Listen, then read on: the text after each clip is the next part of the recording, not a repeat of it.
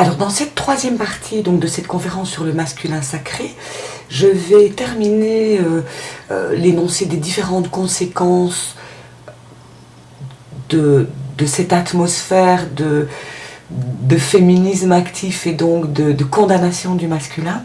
Et la dernière conséquence est évidemment une conséquence sur la sexualité des hommes et des femmes.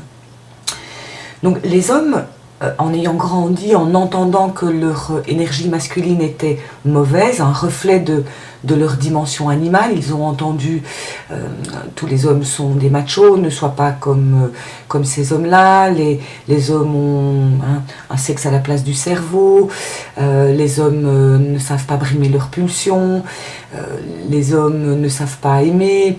Donc les hommes d'aujourd'hui ont grandi en entendant une condamnation énorme de leur composante masculine. Et donc ils ont brimé cette partie-là d'eux-mêmes, ils ont brimé leurs élans, brimé leurs pulsions, alors que les pulsions, elles existent, elles sont là parce que les hormones sont là, et elles sont également le reflet de toute leur énergie de vie. Alors le fait de brimer ces élans, de les condamner, de les voir comme des reflets de leur mauvaise partie, leur partie animale, ont privé un peu les hommes de leur possibilité de laisser l'énergie circuler de façon fluide en eux. Donc, ils ont appris que la sexualité, pour être valable, doit à tout prix être associée à de la tendresse.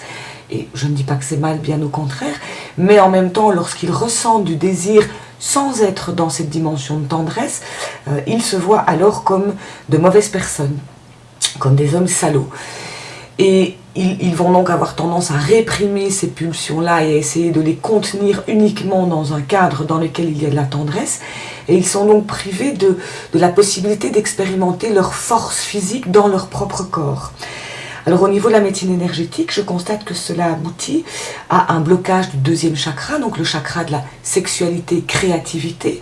Et quand je dis créativité, je ne parle pas de la dimension artistique de l'être, mais vraiment de la possibilité d'être créateur, donc d'agir sur la matière pour en faire quelque chose.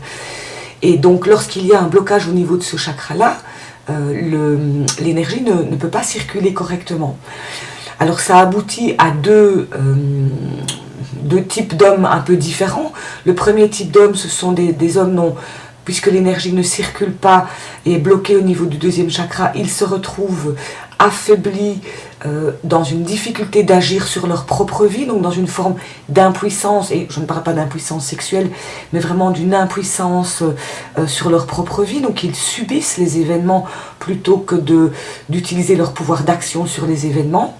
Et le deuxième cas de figure, lorsque le deuxième chakra est bloqué, c'est que cette énergie, au lieu d'être canalisée dans des actions précises, concrètes, et qui avance, cette énergie va un petit peu exploser dans toutes les directions et on se retrouve face à des hommes qui sont un peu noyés dans l'hyperactivité, noyés dans des activités extérieures et qui en fait défoulent leur potentialité d'action dans tellement d'actions qu'ils sont un peu éloignés de la capacité à être en contact avec leur être profond.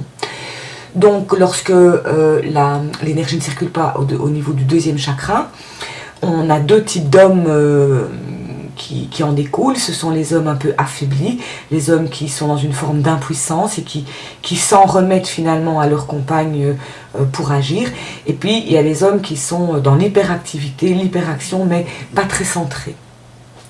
Alors sur les femmes, et bien que ce soit des femmes qui aient souhaité que l'on combatte cette énergie masculine, eh bien malgré tout il y a aussi des pièges. Parce que lorsque les hommes n'utilisent plus leur belle énergie masculine, pour les femmes c'est assez peu inspirant au niveau du désir sexuel, inspirant au niveau de la libido. Donc à la fois les femmes veulent des compagnons tendres, doux, sensibles, à l'écoute, et donc des compagnons qui ont développé leur énergie féminine, mais en même temps leur désir pour ce type d'homme-là n'est pas très important. Donc petit à petit la libido diminue. il y a cette phrase qui dit j'étais un lion et elles m'ont transformé en descente de lit. Moi je dis souvent aux hommes, aux femmes, si vous demandez à votre compagnon d'être un peu carpette la journée, ne vous attendez pas à ce que ce soit un lion la nuit. Donc la condamnation de cette énergie masculine est un piège pour les femmes aussi, parce que bien qu'elles aient développé en elles-mêmes leur capacité à être désirantes, elles se retrouvent dans des couples avec des hommes qui les inspirent très peu au niveau de la sexualité, et paradoxalement, elles vont ressentir du désir par rapport à des hommes plus masculins, voire même un peu machos. Dans mes patients, j'ai de nombreux patients qui ont des professions manuelles, donc des plombiers, des électriciens, des maçons, des charpentiers, et qui me confient qu'ils souffrent pas mal du harcèlement dont ils sont victimes lorsqu'ils vont faire des travaux dans des maisons où ce sont des femmes qui les accueillent, des femmes qui ont pourtant des couples qui fonctionnent bien parce que leurs compagnons sont des compagnons ayant développé leur féminin, mais où la sexualité est un peu au point mort et les femmes fantasment alors sur les corps de métier. Donc le fait de condamner l'énergie masculine constitue au bout du compte un grand piège qui piège tant les femmes que les hommes, et c'est pour ça que c'est nécessaire, ou qu'il m'a paru nécessaire, de redévelopper cette notion de masculin sacré pour montrer que l'énergie masculine n'est pas à condamner, n'est pas à rejeter, que c'est plutôt le volet de l'énergie masculine négative qui doit être transformé. Et lorsque les hommes auront pu réintégrer des modèles inspirants d'énergie masculine, les femmes en recevront le cadeau également. Alors pour aller un peu plus loin, je dois passer par l'étape de reprendre quelques définitions, justement les définitions de ce que sont l'énergie masculine et l'énergie féminine, et leurs volets positifs et négatifs. Alors je remets cette nuance que toute cette conférence sur le masculin sacré ne concerne pas uniquement les hommes. Les femmes également ont tout intérêt à développer leur énergie masculine positive et à développer en elles le masculin sacré, puisqu'on l'a vu dans les séquences précédentes, les femmes d'aujourd'hui ont développé plutôt le volet yang négatif que le volet yang positif. Donc tout ce que je dis concerne tant les femmes que les hommes. Alors, donc, brièvement, pour ne pas rendre cette conférence trop longue, l'énergie masculine négative, donc celle que le féminisme combat, c'est l'énergie qui écrase l'autre, qui domine l'autre, qui prend le pouvoir sur l'autre par la force physique ou force intellectuelle. L'énergie masculine utilise donc sa maîtrise de tous les concepts intellectuel pour nier la parole de l'autre. Donc on assiste à un viol psychique de l'autre. C'est je t'impose ma vision, je t'impose ma force, je t'impose ma manière de faire, je t'impose ce que je crois être juste et bon. Donc on est dans un viol psychique de l'autre.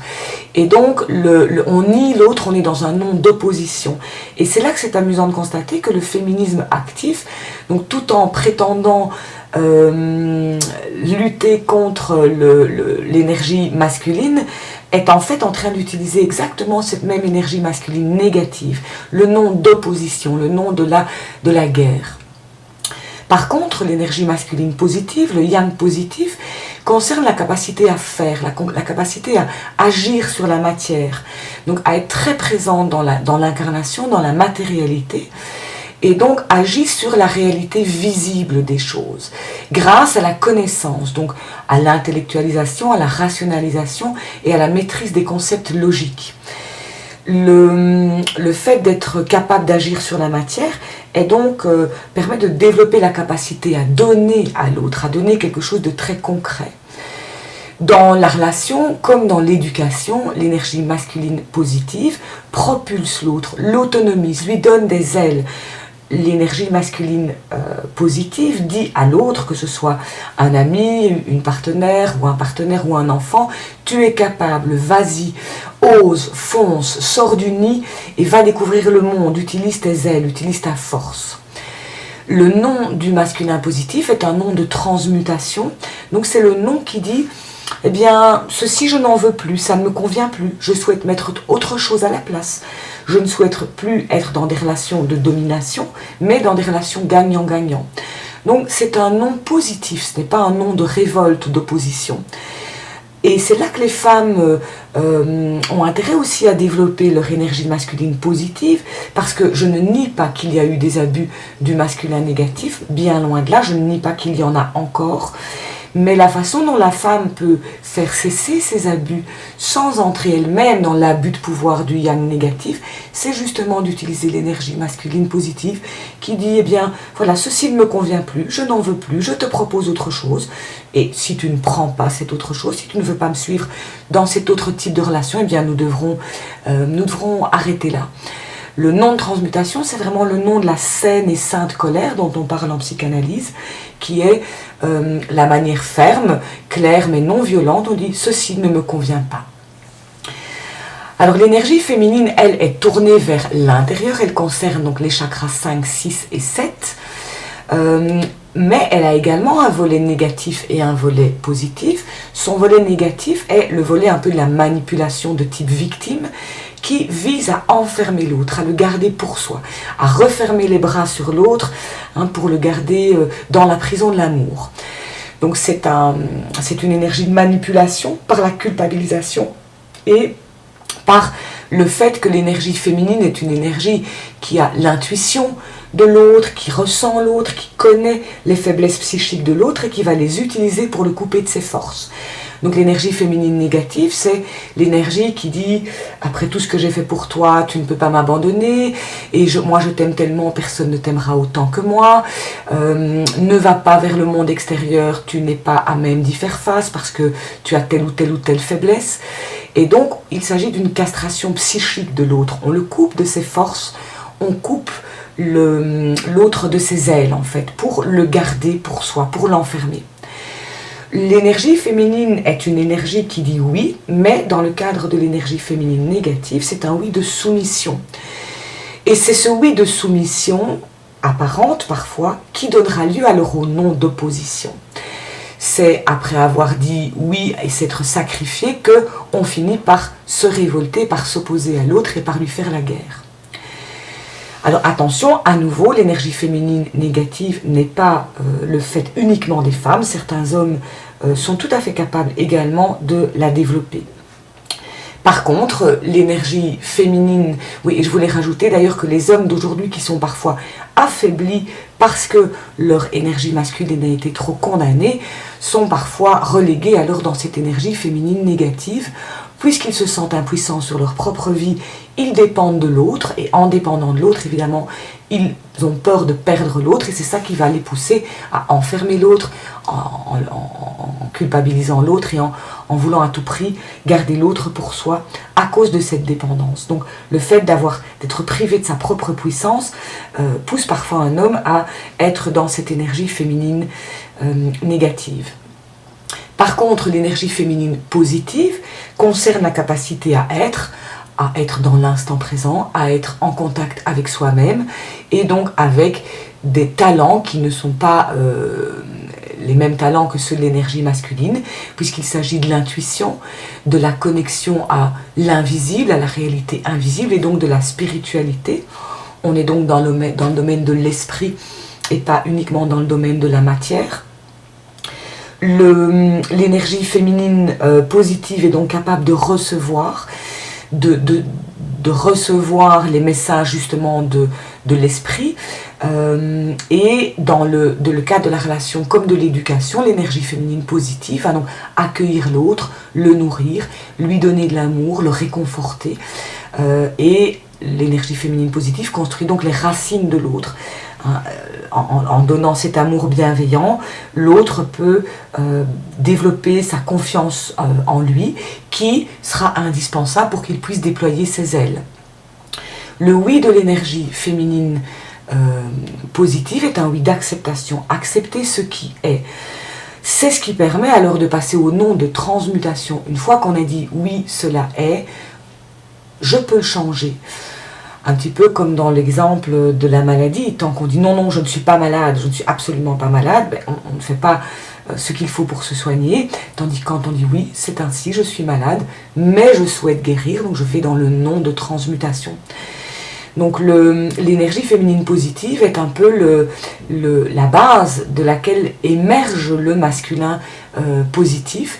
Et donc c'est important, tant pour les hommes que pour les femmes, de parvenir à cet équilibre entre l'énergie féminine positive et l'énergie masculine positive.